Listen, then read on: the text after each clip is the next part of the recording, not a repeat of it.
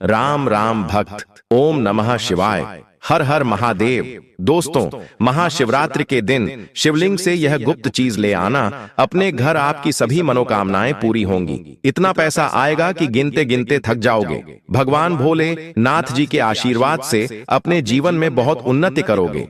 दोस्तों, हिंदू धर्म में महाशिवरात्रि का विशेष महत्व होता है। फाल्गुन मास के कृष्ण पक्ष की चतुर्थी तिथि को महाशिवरात्रि का पर्व मनाया जाता है। इस बार पंचांग के अनुसार फाल्गुन माह के कृष्ण पक्ष की चतुर्दशी तिथि की शुरुआत 26 फरवरी को होगी। दोस्तों, इस साल महाशिवरात्रि 26 फरवरी को मनाई जाएगी। वैदिक पंचांग के अनुसार फाल्गुन माह के कृष्ण पक्ष की चतुर्दशी तिथि 26 फरवरी को शुरू होकर 57 फरवरी को समाप्त होगी। चतुर्दशी तिथि 26 फरवरी को सुबह 11:08 से शुरू होकर 27 फरवरी को सुबह 8:54 पर समाप्त होगी। 2025 में महाशिवरात्रि 26 फरवरी को मनाई जाएगी। यह दिन भगवान शिव का आशीर्वाद पाने के लिए सबसे खास माना। अब बात करते हैं कि आप लोग किस पहर में कितने समय पूजन कर सकते हैं। प्रथम पहर पूजन समय 26 फरवरी को शाम 6:25 से शुरू होगा और समापन रात 9:28 को होगा।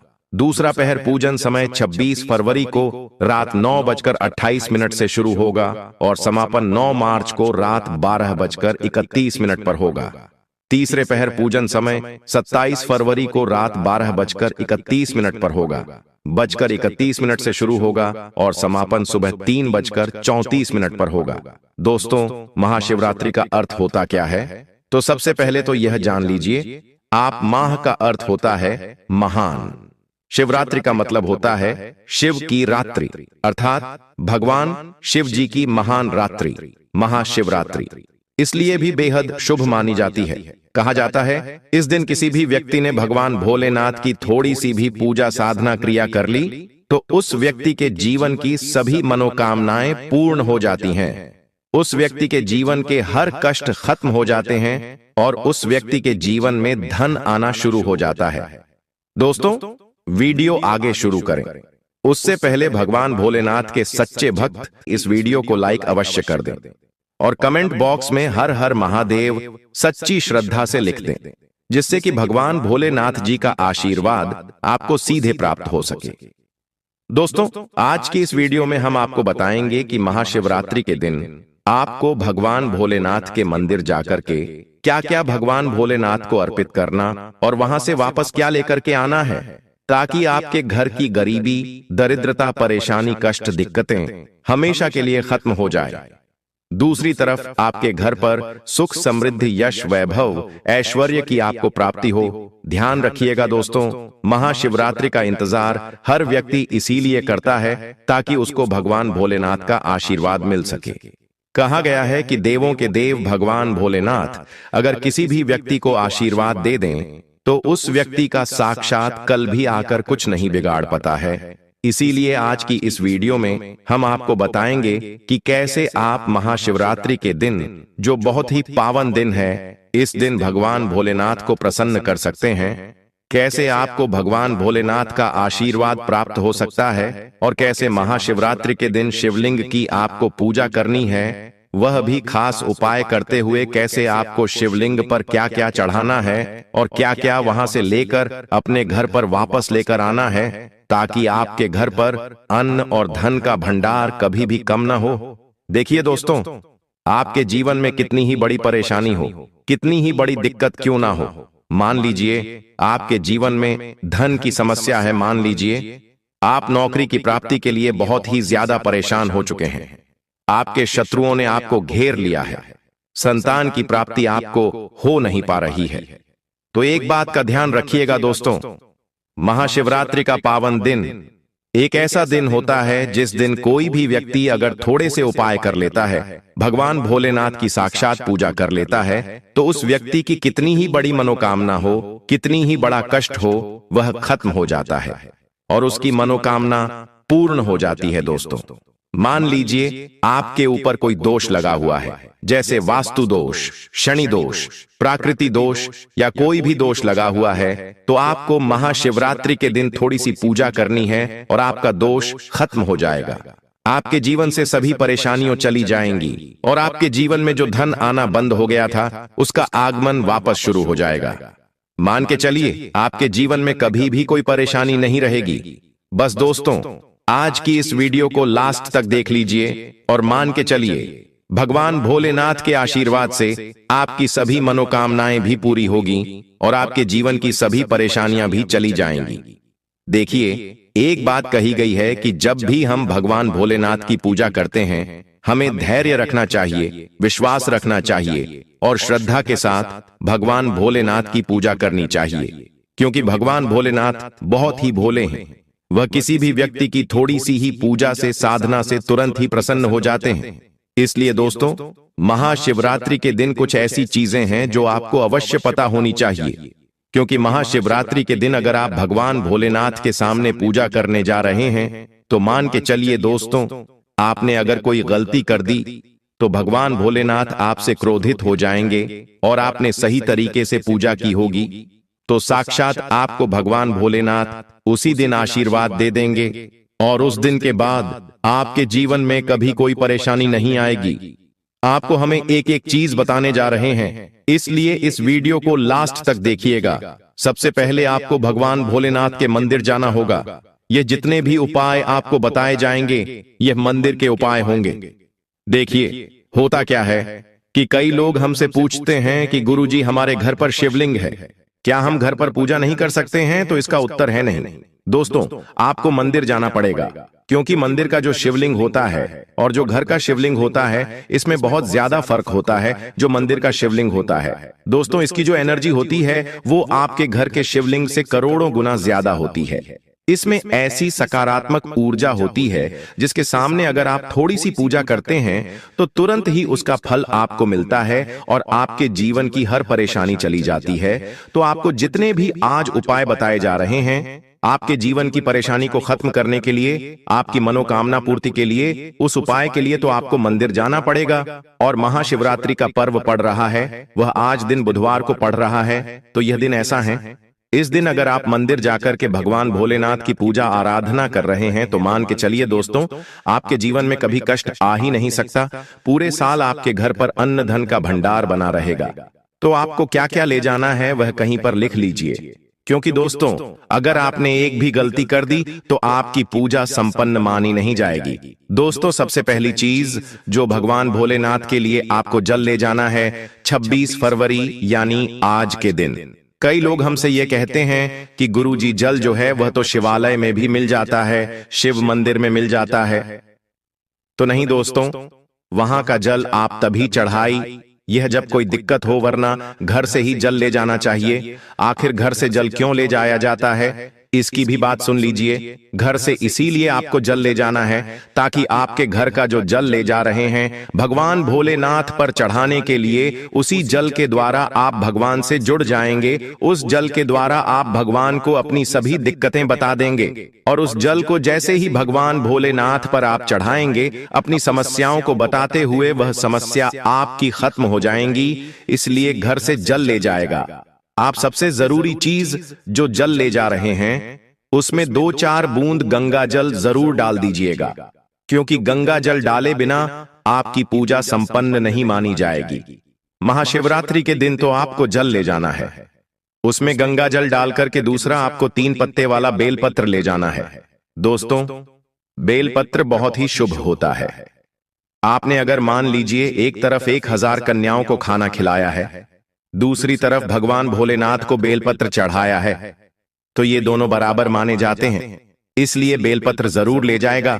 तीसरा, आपको सफेद पुष्प ले जाना है। सफेद पुष्प भगवान भोलेनाथ को चढ़ाए जाते हैं, इसीलिए सफेद पुष्प पर भगवान भोलेनाथ के लिए आपको ले जाना है महाशिवरात्रि के दिन, ताकि भगवान भोलेनाथ का आशीर्वाद आपको मिल जाए, जिसके बाद आपके जीवन के हर परेशानी खत्म हो जाए। दोस्तों, सफेद चंदन ले जाना अनिवार्य होता है महाशिवरात्रि के दिन। और ध्यान रखिएगा दोस्तों कि भगवान भोलेनाथ को अगर आप दूध अर्पित करने जा रहे हैं तो एकदम कच्चा दूध होना चाहिए, पका हुआ दूध नहीं होना चाहिए, कच्चा दूध होना चाहिए। अब आपको और क्या क्या ले जाना है देखिए। अगर आप चाहते हैं कि आपकी हर मनोकामना पूरी हो तो एक डिब्बा लीजिए, उसमें काली मिर्च भरकर ले जाइए। देखिए, बहुत ध्यान से सुनिए, जितनी आपको बातें बता रहे हैं। एक डिब्बे में काली मिर्च भर के एक लाल कपड़ा लीजिए, उसमें लौंग कपूर, इसको मौली धागे से बांध करके आपको अपनी जेब में रख करके ले जाना है। सिर्फ इतनी चीज आपको ले जानी है आज के दिन को। अब आपको पूजा कैसे करनी है, चलिए आपको बताते हैं।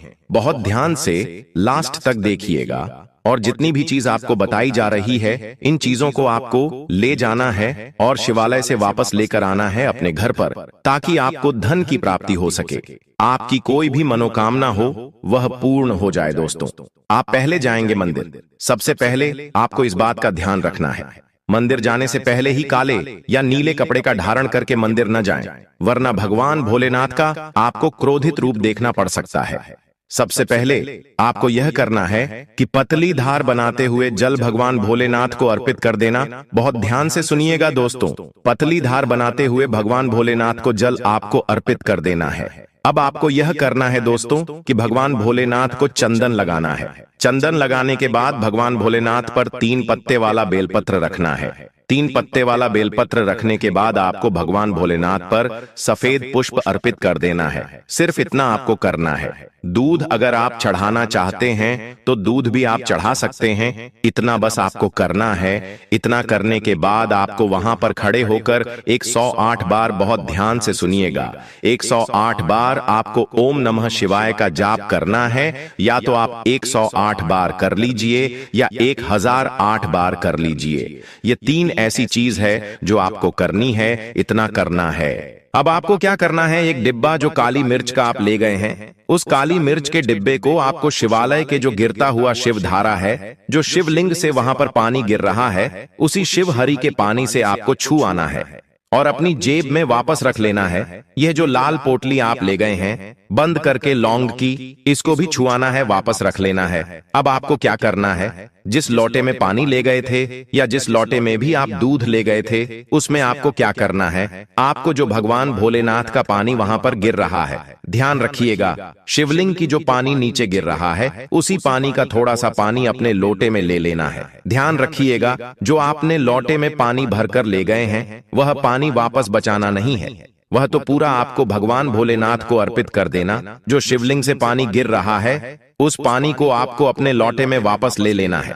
दोस्तों, मान लीजिए आप ये सोच रहे होंगे कि कई लोग वहां पर पानी चढ़ा रहे हैं, तो इस बात की आप चिंता न करें, क्योंकि भगवान भोलेनाथ के शिवलिंग पर जब भी पानी चढ़ाया जाता है वह अमृत बन जाता है।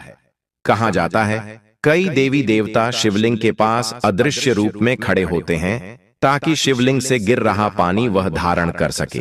इतना पवित्र होता है शिवलिंग से गिरता हुआ पानी। तो शिवलिंग से गिरता हुआ पानी को आपको अपने लोटे में ले लेना, सिर्फ थोड़ी सी बूंदे ले लेनी है। अब आपको क्या करना है, आपको घर वापस आना है।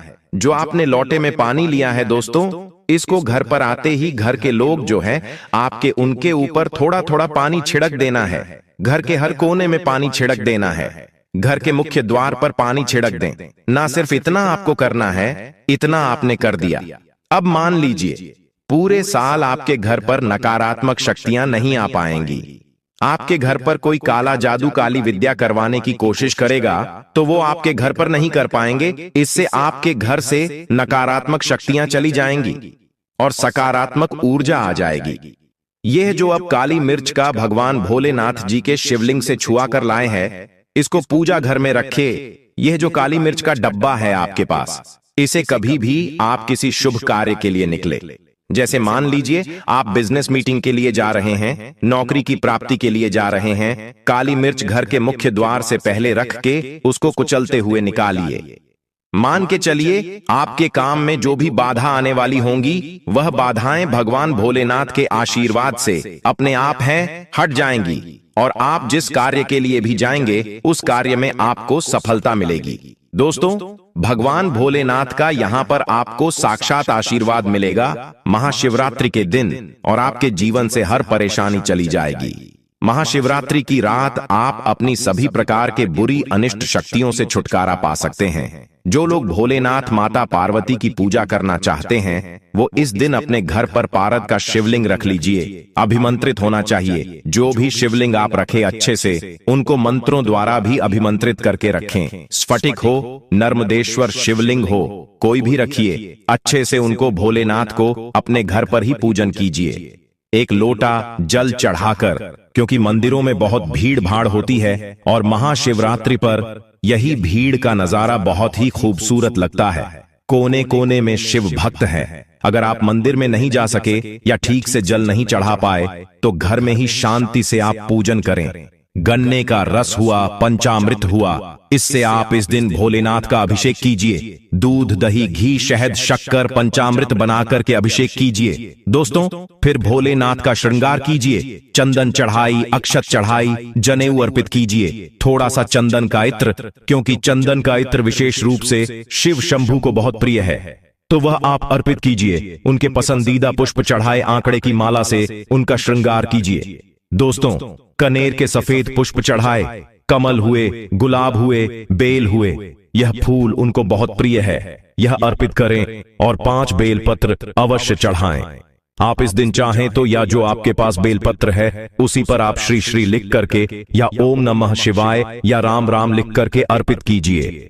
जो चिकना भाग होता है उस पर लिखिए और यह सीधा शिवलिंग पर अर्पित हो। इस प्रकार से आपको बेलपत्र चढ़ाने चाहिए। दोस्तों, आप विशेषकर इस बात का ध्यान रखें कि कटे फटे बेलपत्र न हो। जो व्यक्ति अधूरी चीज भगवान को अर्पित करता है तो उसे भी कटे फटे पत्तों की तरह ही कटा फटा फल ही प्राप्त होता है।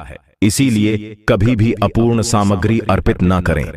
दोस्तों, कहते हैं कि जब भोलेनाथ ने गले में विष धारण किया था तो आदि शक्ति मां के कहने पर देवताओं ने भगवान शिव के सिर पर भांग, धतूरा, बेलपत्र आदि रखा और निरंतर जल अभिषेक किया था, जिसकी वजह से उनके मस्तिष्क का ताप कम हुआ था और उस समय से ही भोलेनाथ को भांग धतूरा चढ़ाया जाता है।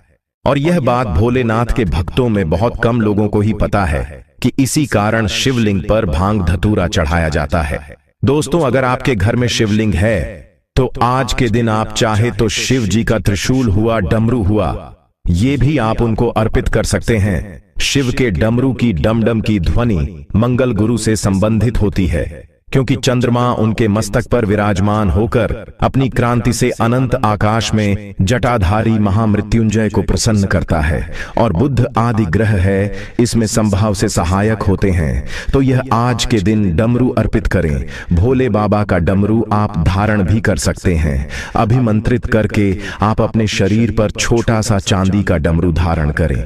दोस्तों, अगर आपको यह प्राचीन जानकारी अच्छी लगी हो तो वीडियो को लाइक कर दीजिए और कमेंट बॉक्स में सबसे दिल से हर हर महादेव लिख दीजिए। धन्यवाद।